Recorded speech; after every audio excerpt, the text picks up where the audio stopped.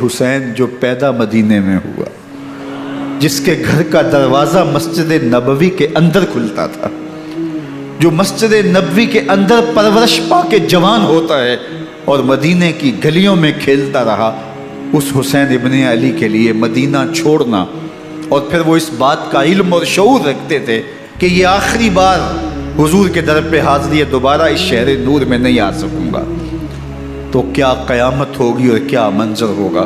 محمد بن حنفیہ کے علاوہ خاندان نبوت کے جتنے لوگ تھے ان سب نے شہر مدینہ کو الوداع کہا، اور رات کے موقع میں مدینہ المنورہ کو، مسجد نبوی کو چھوڑ کر کے مکہ کی جانب عازم سفر ہوئے۔ 3 شعبان المعظم کو مکہ المکرمہ پہنچتے ہیں، ادھر کوفیوں کے خطوط آنے شروع ہو جاتے ہیں۔ حضرت امام حسین رضی اللہ تعالیٰ عنہ مسلم بن عقیل رضی اللہ تعالیٰ عنہ کو صورتحال معلوم کرنے کے لیے بھیج دیتے ہیں۔ 40,000 کوفی آپ کے ہاتھ پہ بیعت کر دیتے ہیں۔ ادھر 25 پیدل حج کرنے والے حضرت امام حسین 8 ذی الحج کو احرام باندھتے ہیں، لیکن آپ کو پتہ چلتا ہے کہ حاجیوں کے روپ میں قاتل چھپا دیے گئے، تو آپ اس احرام کو حج کی بجائے عمرے میں بدلتے ہیں اور کوفے کی جانب عازم سفر ہوتے ہیں۔ کائنات والو، ذرا سینے پہ ہاتھ رکھ کے دیکھو کہ یہ کتنا مشکل مرحلہ تھا۔ اس دین کی آبرو کو بچانے کے لیے حضرت امام حسین رضی اللہ تعالیٰ عنہ نے کتنا بڑا قدم اٹھایا۔ آپ کے بہی خواہ، دوست، احباب عبداللہ بن عمر یہ سارے روکتے ہیں، عبداللہ بن عباس کہتے ہیں حضرت نہ جائیے، الکوفی لا یوفی، کوفی کبھی وفا نہیں کرتے، آپ کے والد کو وہاں شہید کیا گیا، لیکن آپ ایک فرض کو نبھانے جا رہے ہیں۔ میرے غم گسارو، میرے مہربانوں، نہ روکو مجھ کو جانے دو، مجھے نانے کے دی کی ڈوبتی کشتی بچانے دو، میں چاہتا ہوں کہ دنیا پر وفا کا نام رہ جائے، میں رہوں نہ رہوں پر عظمت اسلام رہ جائے۔ میں نہیں جاتا تو نبی کے گھر کی آن جاتی ہے، میں نہیں جاتا تو نبی کے گھر کی آن جاتی ہے، تمہارا دین جاتا ہے، میری غیرت ایمان جاتی ہے۔ حضرت امام حسین یہاں سے چلتے ہیں، ابھی راستے میں ہی پہنچتے ہیں کہ یہ خبر آتی ہے کہ کوفے والوں نے بے وفائی کر دی، حضرت مسلم بن عقیل رضی اللہ تعالیٰ عنہ کو شہید کر دیا گیا، نعمان بن بشیر معزول کر دیے گئے، ابن مرجانہ ابن زیاد وہاں متعین کر دیا گیا جو سخت گیر شخص تھا، اور اس نے لوگوں کو ڈرایا، دھمکایا، اور کوفے کے لوگوں کے دل بدل گئے اور وہ بیتیں توڑنے لگے۔ وہ منظر مسجد کوفہ کا کتنا دل گداز تھا، جب امام نماز کے لیے کھڑے ہوئے تو 40,000 لوگ آپ کے پیچھے تھا۔ جب سلام پھیرا اور امام نے دیکھا کہ پیچھے لوگ نہیں ہیں، پھر لوگوں نے اپنے دروازے بھی بند کر لیے۔ رات کی تنہائیاں ہیں اور حضرت مسلم بن عقیل کو کوئی پناہ دینے والا نہیں، لوگوں نے دروازے بند کر لیے کہ کہیں ہمارے گھر میں نہ آ جائیں اور ہم مشقت اور حکومتی تشدد کا شکار نہ ہوں۔ کتنا دردناک لمحہ ہے حضرت مسلم بن عقیل رضی اللہ تعالیٰ عنہ پہ، اور پھر حضرت مسلم بن عقیل بے دردی سے شہید کر دیے جاتے ہیں۔ آپ ابھی راستے میں ہیں، یہ ساری کہانی پہنچتی ہے کہ حضرت مسلم شہید کر دیے گئے اور بے دردی سے شہید کر دیے گئے۔ وہ جنہوں نے خط لکھے تھے کہ ہم آپ کے ساتھ ہیں اور ہم منتظر ہیں، چشم برا ہیں، آپ کے قدموں کی چاپ سننے کے لیے بےتاب ہیں، آج انہوں نے بیتیں توڑ دی، 40,000 کوفی منحرف ہو گئے۔ مسجد کوفہ کا وہ منظر کس قدر روح کو تڑپا دینے والا تھا۔ ہم پچھلے سال عصر اور مغرب کے درمیان جب کوفہ پہنچے تو سورج ڈوبنے کے قریب تھا۔ میں نے اپنی زندگی میں اتنا اداس موسم کہیں نہیں دیکھا جتنا اداس موسم کوفے میں دیکھا، ایسے لگتا تھا جس طرح کوفے کی آب و ہوا آج بھی شرمندہ ہے۔ جو مسلم بن عقیل اور خاندان نبوت کے ساتھ اہل کوفہ نے کیا، حضرت امام حسین رضی اللہ تعالیٰ عنہ کو ان کے بہی خواہوں نے، اعزاء نے، اقربا نے، دوستوں نے، آوان و انصار نے، ساتھیوں نے کہا کہ حضرت حالات یکسر تبدیل ہو گئے، اب ہمیں مراجعت کر جانی چاہیے، واپس پلٹ جانا چاہیے۔ تو حضرت امام حسین کافی سوچ بچار میں رہے، پھر اس کے بعد آپ نے فیصلہ کیا کہ ہم آگے بڑھیں گے۔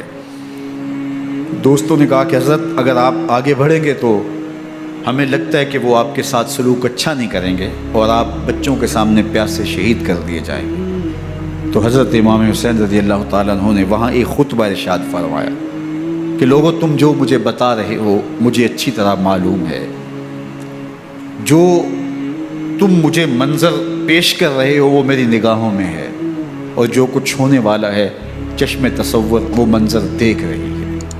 کیونکہ حضرت امام حسین رضی اللہ تعالیٰ عنہ کی شہادت کی خبر حضرت امام حسین کے پیدا ہوتے ہی خاندان نبوت میں عام تھی۔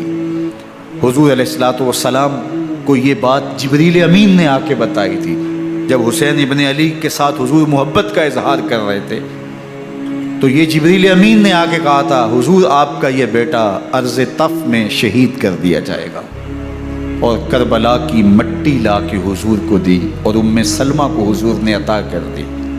حضرت ام سلمہ کہتی ہیں کہ ایک دن میں سوئی تو خواب دیکھا کہ حضور کے مبارک بال بکھرے ہوئے ہیں اور سخت پریشان ہیں، تو میں نے کہا کہ حضور آپ کی یہ کیا حالت ہے؟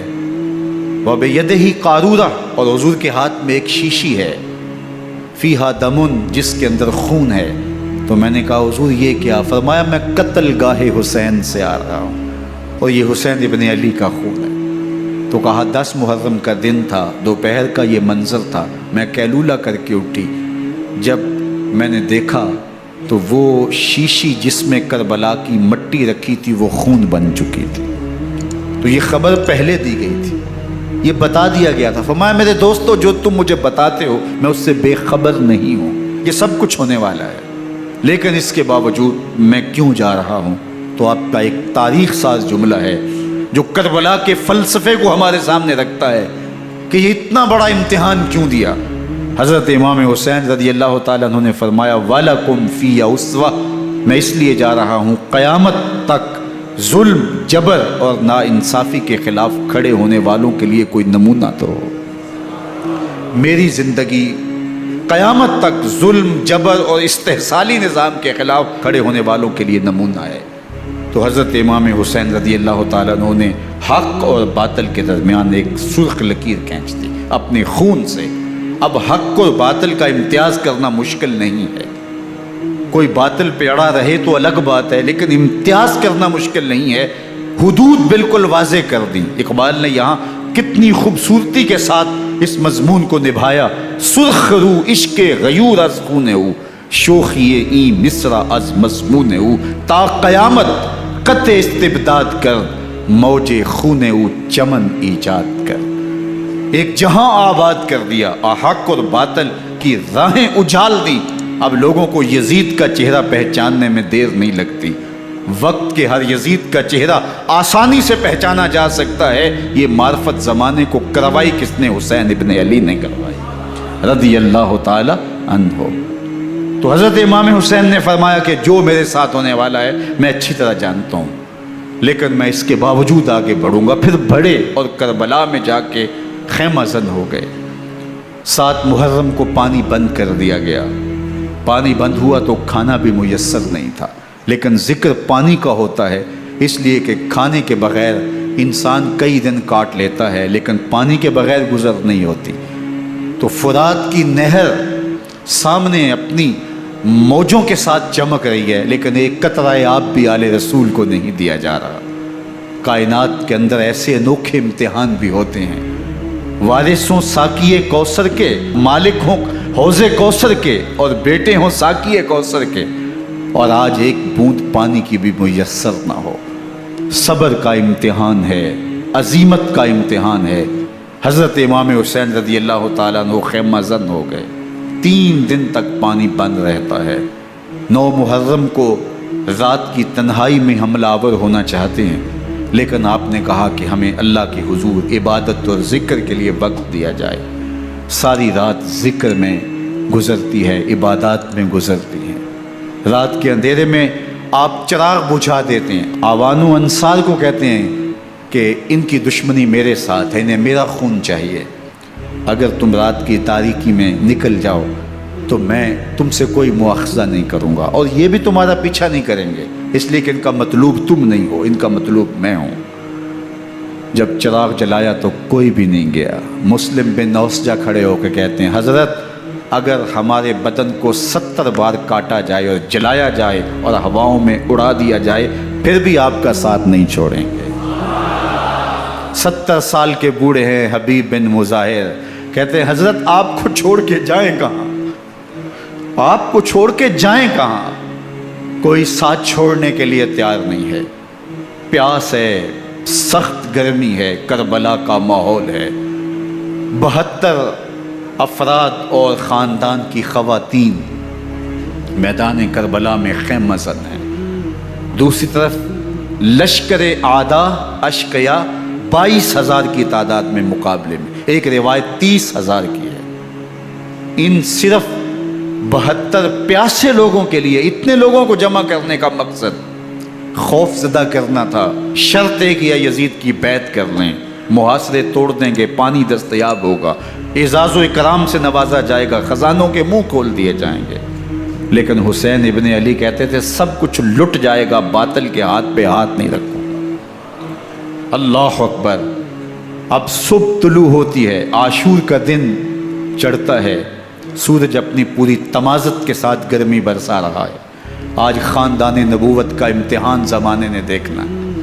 رسول اللہ کا لعاب چوسنے والا اس کے صبر کا آج امتحان ہے۔ حضور کے کندھوں پہ کھیلنے والے حسین کا آج امتحان ہے۔ اللہ اکبر۔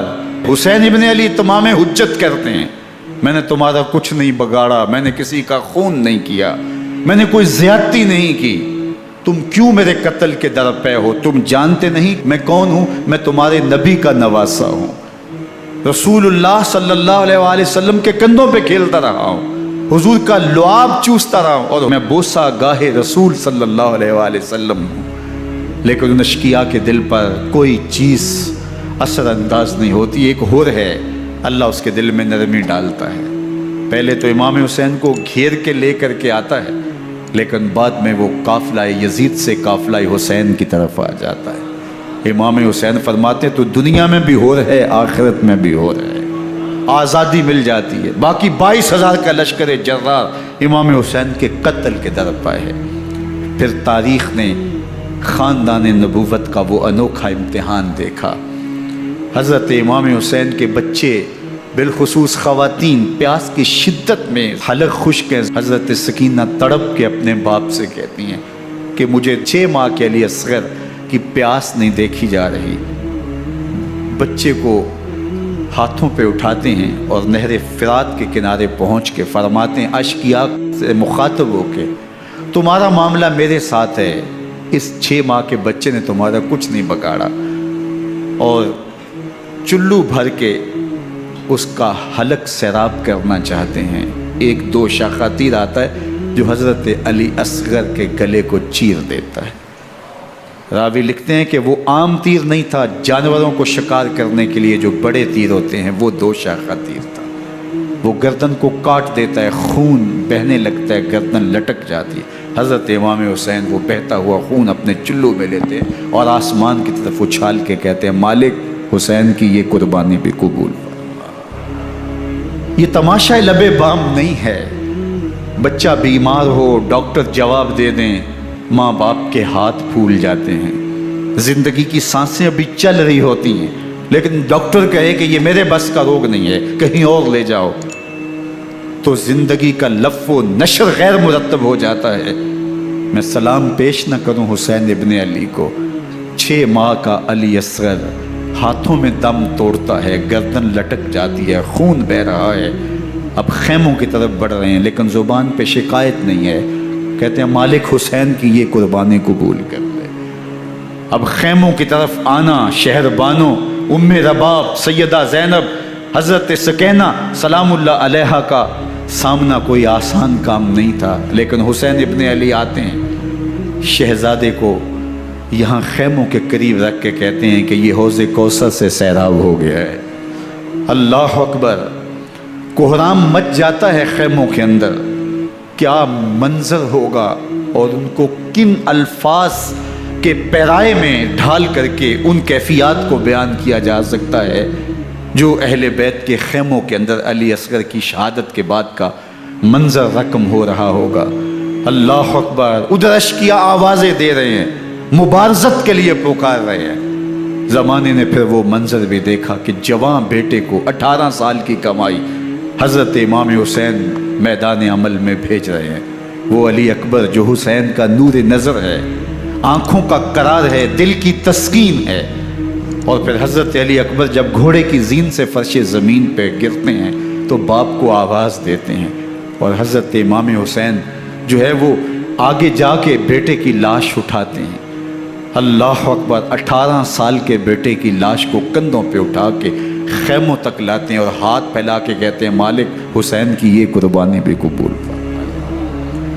کبھی قاسم بن حسن کی لاش اٹھا کے لاتے ہیں، کبھی اون و محمد کی لاشیں اٹھا کے لاتے ہیں، بھتیجوں کی، بھانجوں کی، بھائی عباس کے کٹے ہوئے بازو اور زخموں سے چھدا ہوا لاشا۔ کیا کیا قیامتیں تھیں جو اس کربلا کے ایک میدان کے اندر نہیں توڑی گئیں۔ حضرت امام حسین پر دکھ پہ دکھ، تکلیفوں پہ تکلیفیں۔ اب 71 لاشیں اٹھا کے خیموں تک پہنچا چکے، اور ادھر مبارزت کی دعوت دی جا رہی، آؤ میدان عمل میں آؤ، اب دیر کیوں کر رہے ہو۔ رسول اللہ کا حرم، رسول اللہ کی شہزادیاں جو نازوں میں پلی تھی، وہ کلیاں جو شبنم کا بوجھ بھی گوارا نہیں کر سکتی تھی، آج مصیبتوں کے پہاڑ ٹوٹ گئے۔ حضرت امام حسین کبھی شہربانوں کو، کبھی ام رباب کو دلاسا دیتے ہیں، کبھی حضرت زینب کو کہتے ہیں۔ حضرت زینب کربلا کے اس میدان کے اندر بڑے حوصلے کے ساتھ اپنے بھائی کے ساتھ کھڑی رہی، اپنے 2 بیٹے راہ خدا میں پیش کیے، ان کی لاشیں وصول کی، لیکن زینب جس جرأت کے ساتھ، جس پامردی کے ساتھ اس سارے منظر کو حوصلے کے ساتھ سہتی رہی، وہ یقیناً حوصلہ سیدہ زینب سلام اللہ علیہا کا ہی ہے۔ لیکن یہ وہ منظر تھا کہ زینب کا دل بھی ڈول گیا جب حسین ابن علی گھوڑے پہ بیٹھنے لگے، اور ان کو گھوڑے میں بٹھانے والا کوئی نہیں تھا، اور جو بھی سوار جاتا پھر واپس اس کی لاش ہی آتی اور حسین ابن علی لے کے آتے۔ آج حسین ابن علی جا رہے ہیں، زندگی کا سارا سرمایہ لٹ رہا ہے، حضرت زینب سلام اللہ علیہا سنبھل نہیں رہی۔ حضرت امام رضی اللہ تعالیٰ عنہ اٹھے اور آپ نے حضرت زینب کو صبر کی تلقین کی اور کہا کہ صبر ہی بہترین ذریعہ ہے اور اللہ کی قربت کا ایک بہترین سبب ہے، اور ان کو صبر کی تلقین کرتے ہوئے فرمایا کہ میرے بعد تم نے اس ذمہ داری کو سنبھالنا ہے، اور ان مخدرات اسلام کی، ان شہزادیوں کے پردے کی تم نے حفاظت کرنی ہے۔ اور پھر گھوڑے کی زین کس کے امام حسین لشکر اشکیا کی طرف بڑھتے ہیں۔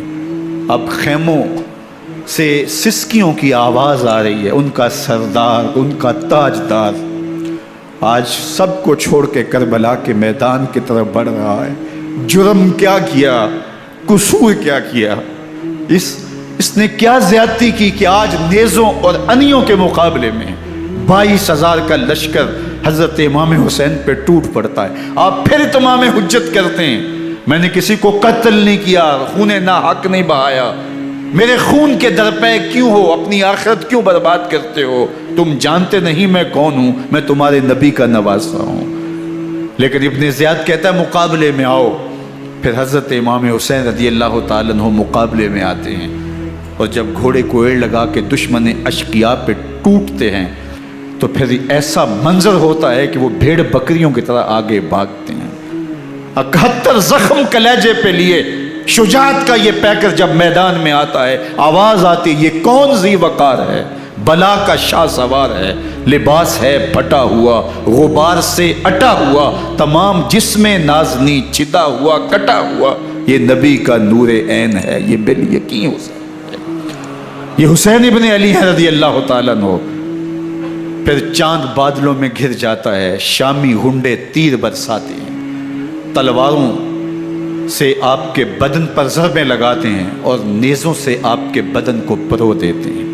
جب آپ کا پیراہن بعد میں اتارا گیا تو آپ کے پیراہن میں 122 سوراخ تیروں کے تھے، 33 زخم تلواروں کے اور 34 گھاؤ نیزوں کے تھے۔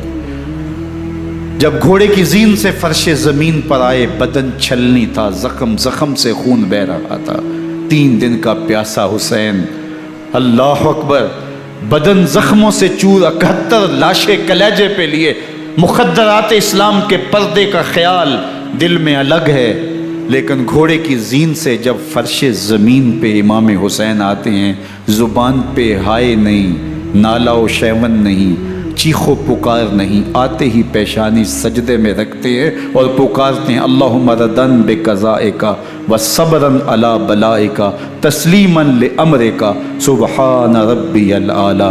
مالک گھر لٹا کے، بچے لٹا کے، خاندان سب کچھ قربان کر کے، اپنے بدن کو زخموں سے چھلنی کروا کے، تیروں اور نیزوں کی انیوں سے اپنے آپ کو زخمی کروا کے، تیرے حضور سر جھکا کے یہ اقرار کرتا ہوں کہ حسین تیری تقدیر پہ راضی ہے، مالک تو بھی بتا، تو بھی حسین پہ راضی ہوا ہے کہ نہیں ہوا۔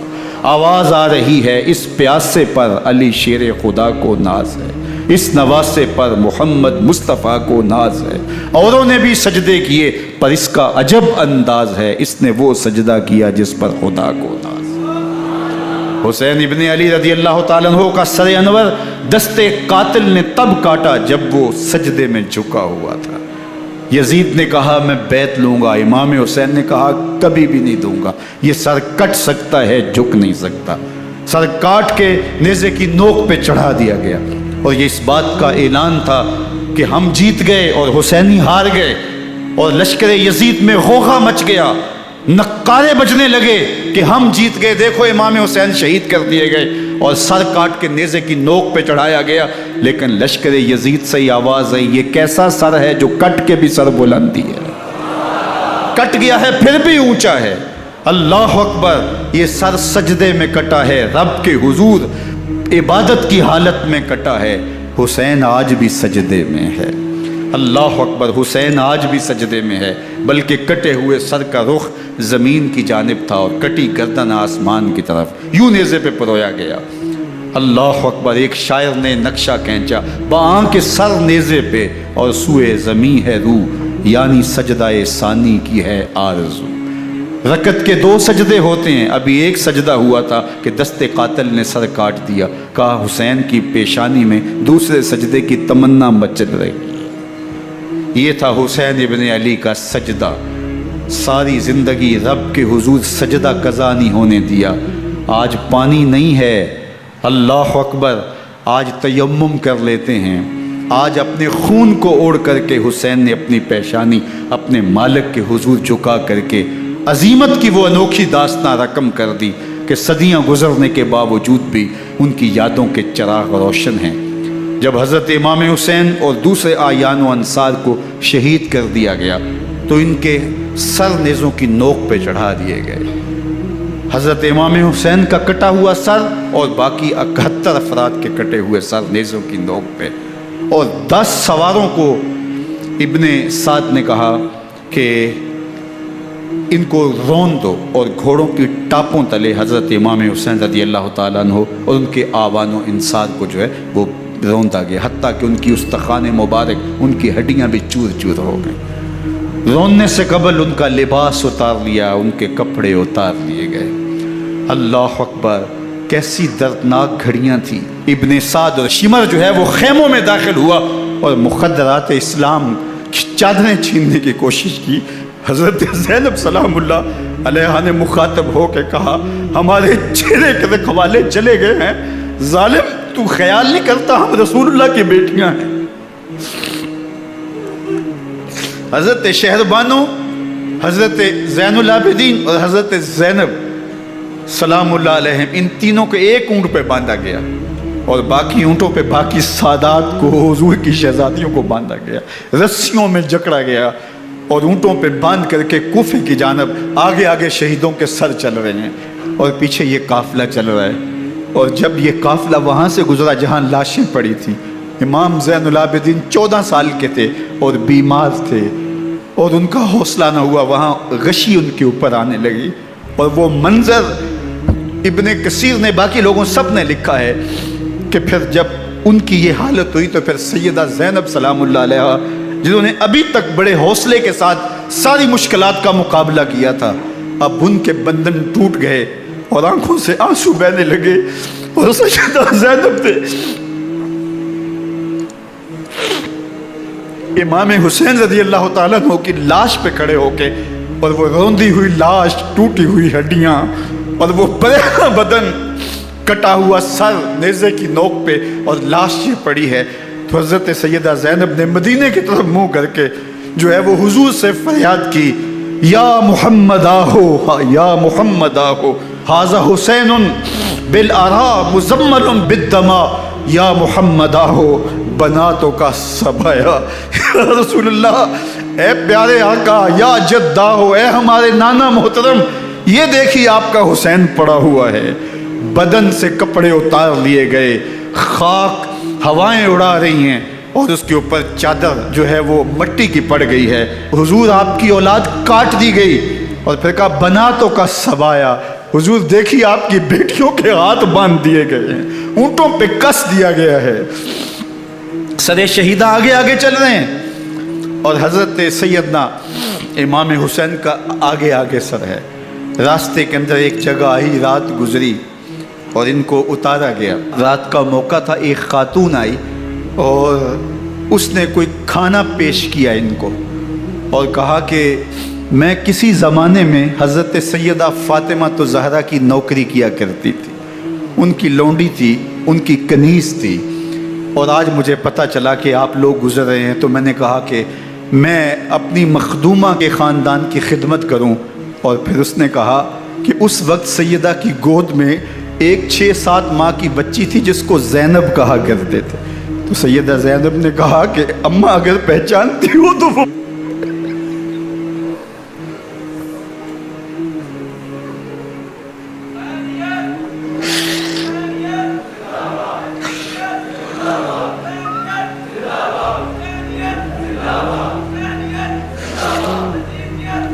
ये ताराज और लुटा हुआ कारवां फिर वहाँ से कूफे में कैसे पहुँचा, और कूफे के अंदर सैयदा ज़ैनब सलामुल्लाह अलैहा ने वो यजीद के दरबार में, इब्न ज़ियाद के दरबार में वो जुर्रत आमेज़ जो बातें कहीं, अल्लाह अकबर, ज़ैनब की ज़ुबान में अली की खिताबत बोल रही थी और फिर दुश्मन और दोस्त सारे रोने लगे और वो क्या दिल गदास मंजर थे।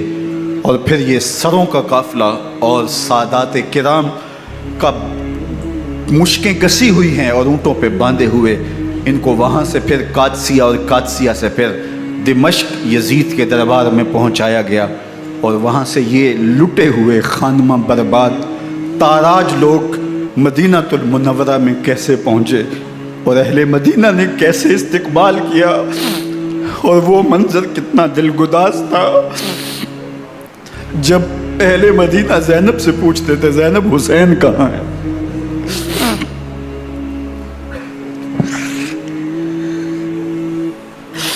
बेमुरव्वत बेवफा, तेरा भी क्या अफसाना है, जिसने अपनी ही शमा को गुल किया तो वो परवाना है। अपने पैगंबर के शहजादों को और अपने पैगंबर की शहजादियों को जो दुख इस उम्मत ने दिए, ये कायनात की एक अनोखी दास्तां है। अल्लाह हमें उसवाए शब्बीरी पे अमल की तौफीक अता करे और उनके नकूश पाक की बरकतें दे। अहले बैत की मोहब्बत हमारी रूहों में जज्ब कर दे और जिस अजीमत के साथ, जिस हौसले के साथ उन्होंने दुखों को झीला, जो दहकती आग के शोलों पे सोया वो हुसैन, जो जवां बेटे की मैयत पर न रोया वो हुसैन, जिसने सब कुछ खो के कुछ न खोया वो हुसैन, मर्तबा इस्लाम का जिसने दोबाला कर दिया, खून ने जिसके दो आलम में उजाला कर दिया, جو کہ سوزے غم کو سانچے میں خوشی کے ڈھال کے مسکرایا موت کی آنکھوں میں آنکھیں ڈال کے۔ اے حسین ابن علی تم پر سلام، نازش آل نبی تم پر سلام۔ ذرا میرے ساتھ یہ پڑھ لیجئے، اے حسین ابن علی تم پر سلام، نازش آل نبی تم پر سلام، تم پہ لاکھوں رحمتیں لاکھوں سلام، اے شہیدان محبت کے امام، لالا گوں لالا بدن لالا کفن، اے چمن اندر چمن، زندگی ہی زندگی تیری حیات، اے حیات اندر حیات، افتخار ملت بیضا ہے تو، رب کعبہ کی قسم یکتا ہے تو۔